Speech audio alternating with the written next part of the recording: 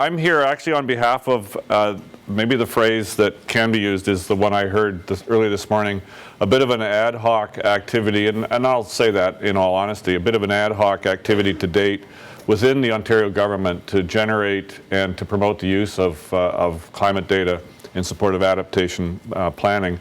A lot of it's been at MOECC. We're now getting used to adding the CC to the end of our name. But I will have to say right up front that other ministries, including the Ministry of Natural Resources and Forestry, who are represented here today, have also done a tremendous amount of this kind of work. You've seen all these sort of graphs, and interestingly enough, as we've been working with our new minister to, in most cases, answer his questions, because he's extremely well researched and spends a lot of time interacting with national and international global experts and opinion makers around the world in terms of the future climate for the province of Ontario, and in terms of dealing with addressing it both from a mitigation and adaptation point of view. But one of the things that we've been focusing on within the provincial government has been working on generating some of these downscaled models so that we can really fill in the gap. And the graphic here is just really to represent that which the scientists in the room would appreciate, is that the global models really don't help you understand what's happening at the local level. You just need to get that local data and that local downscale data to help you make those local decisions. But you do end up with the challenge that's been spoken to, which is you now have this mixture of data at different scales and different time frames, developed during different methods, and now you have a communications challenge and an end user challenge to really help people understand which data set makes the most sense for them to use in their particular situation. So hats off to the Environmental Commissioner and the office in terms of articulating the demand, and it's not a surprise to many of you in the room. We really are at a watershed moment. I'll be talking about what we have done in the province of Ontario.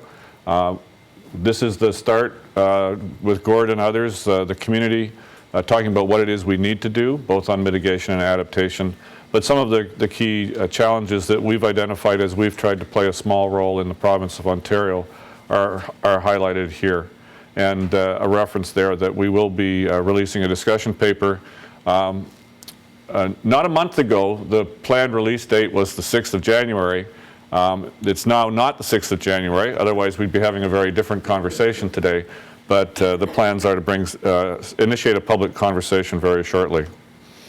So I'm going to actually focus on some work that I was introduced to when I took this current job on about 2.5 years ago, which was using some of our small funding to partner with academic institutions and others, including Dr. Pelletier, to really take the global models and the information that come out of the federal system and generate some of these more localized, downscaled projections that we can use. And in particular, I'm a water guy historically, and I was really fascinated to begin to understand, for example, how these models help you understand the influence of the Great Lakes on the local climate, whether you're in the city of Toronto or where I live in Richmond Hill, or whether you're in Collingwood or North Bay.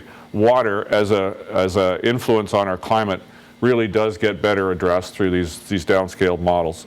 And it's been something, and John Liu, who's our lead scientist and engineer on this, would hold me accountable for not reminding you that there's more than 60 typical data outputs that are generated from these models, which again introduces that huge complexity, depending on who you are as an end user, what kind of information do you generate. And Al Douglas is here. We like to work with Al because he's a really good science communicator, and he can really help people sit down and sift through all of this. Unfortunately, we probably need 100 Als to deal with the province of Ontario, and that's really the challenge that I think we're here to talk about today. So the data is a part of it, but you've heard that as well. We really need the translation. So a little bit of in terms of the status within the province, we are not climate experts. We have enough of an understanding, we think, within the province of Ontario, the OPS, that we can work with those experts to generate some of the results and the data that we need for our operation. The broader challenge that I spoke about in our breakout this morning at our table is that the government of Ontario has two functions. We're a 60,000 person corporation directly. We link with a broader public sector, which is many times larger than that. And then we have a role with regards to the broader provincial economy. We're a regulator and incenter. all sorts, an educator, a nudger. We use all sorts of tools and instruments to interact with all sorts of society across the province. And so that really makes our data needs truly astounding, if you will, and I think it illustrates some of the challenges in terms of generating and using data within the OPS. But some of the approaches that have been used, dynamic, statistical, and combined downscaling, are shown here, and they've generated a wide range of data sets that have been used largely within the Ministry of Natural Resources, but I'll talk about some of the other data sets. And it's no surprise that you need to get that local data, in part to be able to sell the analysis to the end user. I think I come from a bit of a background where you really work with people to arrive at outcomes, and there's just no substitute for working people to a solution. Handing them a solution often doesn't work. Working with them is required, and that's working with them to understand the data can be really, really valuable. Just some examples of how we use the data. This is an example of a slide that we've used multiple times when we've been doing science briefings within the OPS. So I, for example, or my boss will go and sit with a bunch of assistant deputy ministers and a deputy minister and have a conversation with them about what does it mean that MOECC it now exists, what are the climate projections for the province of Ontario, and have a conversation with those senior management tables about, so what might this mean for your organization, be it 2,000 people or 20,000 people, in terms of how it affects your mandate. We've been having conversations within the Ministry of Environment and Climate Change about developing and applying a climate lens to government business and operations. And that's something that we'll be bringing forward. And for some of us in the room, many years ago, we identified the importance of the rural communities in Ontario through making it the Ministry of Agriculture, Food and Rural Affairs. And it was a really interesting exercise to work with the 60,000 people in the OPS and ask them questions about how do you address this rural lens in your day-to-day business. So now we're going to be bringing forward a climate change lens and saying to people, how can you bring this lens to bear in your day-to-day operations? But back to talking about some of the mapping, you can see here some of the simple mapping that MNRF has brought forward, some of the tools that they've used to make this available to the broader community, some of the web platforms and other things. But then I really wanted to sort of talk here about how we've also leveraged and worked with the academic community, not only to generate the data, but one of the challenges that we've experienced within the government is that when we fund climate projections, for example, in Dick's lab or other labs, Dick owns the data. That's the nature of the funding that we have available. So we work with the academic institutions to ensure that once that data has been used for their academic purposes, and there's been a number of scholarly publications released that have been based on the government-funded data, we ask that that data be made publicly available and that there be instruments in place to ensure that it is so. So again, a plethora of websites. There's no one-stop shop where you can access this government-funded information or data, but it is available in the broader public arena. Just a few examples that I'll walk through quickly in terms of understanding how we as a corporation carry out some of our business. So Alex is here from OMAFRA in terms of working with the agricultural community to understand the impacts of changes in precipitation on their business. I, as a water manager, am also interested in this because we're currently tasked with working with the United States on developing nutrient loading targets for Lake Erie.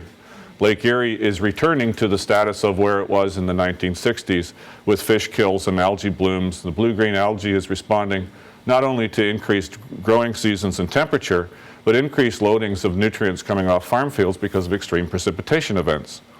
So how do we work with 27,000 private individual producers in the Lake Erie watershed to address climate change impacts on their property in terms of soil loss and nutrient loss with a Great Lakes lens?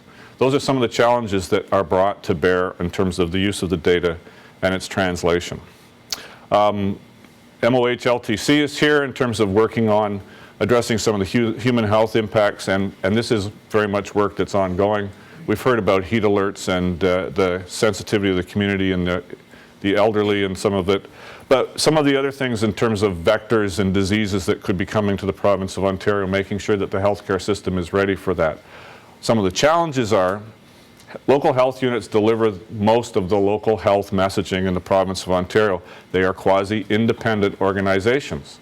So when the Ministry of Health and Long-Term Care does some work, they not only have to try and reach out to and educate over 30 health units, but then they have to, through those health units, reach out and work with hundreds of municipalities and translate all of this. So as you all know, detail gets lost in translation. So we really have to work in the public health sector through that translation.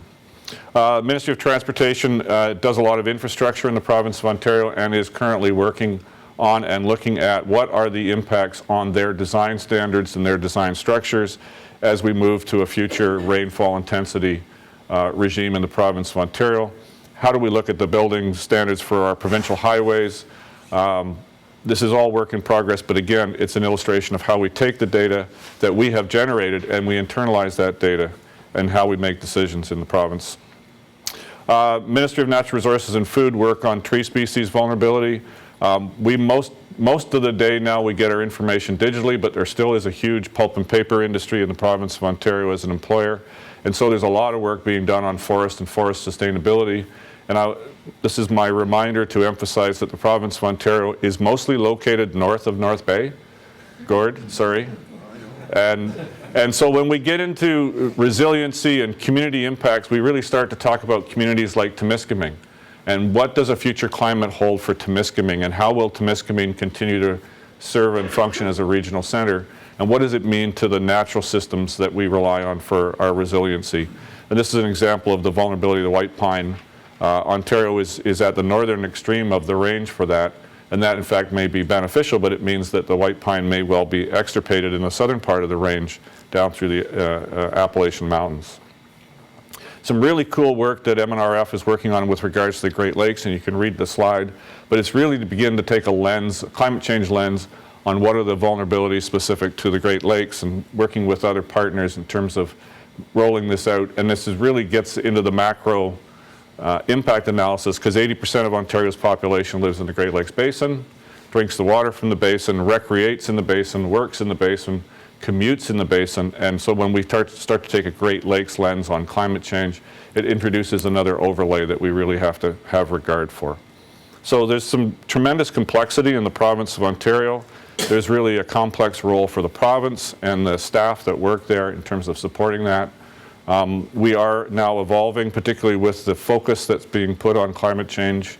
It's no secret that renaming a ministry to include the words is much more than symbolic. We have a minister that is really dedicated to this file and likes to periodically drop in on our briefings and throw me a science question.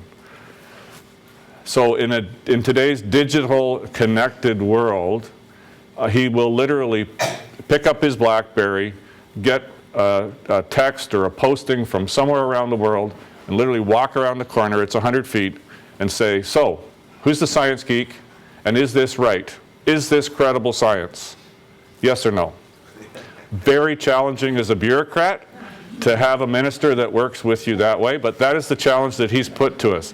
Get connected, understand the science, understand what it means to the province of Ontario, and then to begin to develop some of the tools and systems to move this forward. Some language here in regards to today's event in terms of we will be having a public conversation, a much broader conversation about adaptation, mitigation. The minister doesn't like to separate the two. He likes to consider it as a package of working on climate. And so as we move forward, you'll be having, or you'll be part of a public conversation on moving forward in climate. Science, data, will all be part of that in terms of how this all rolls out. And there really is a good, strong role and a good connection between today's event and that agenda. The timing is really quite good, and I think today's event can really have a profound influence. And just a reminder, this is at the back end, but MOECC has been doing this since 2008. We really have been getting out there. We're continuing to do a bunch of work with academic partners.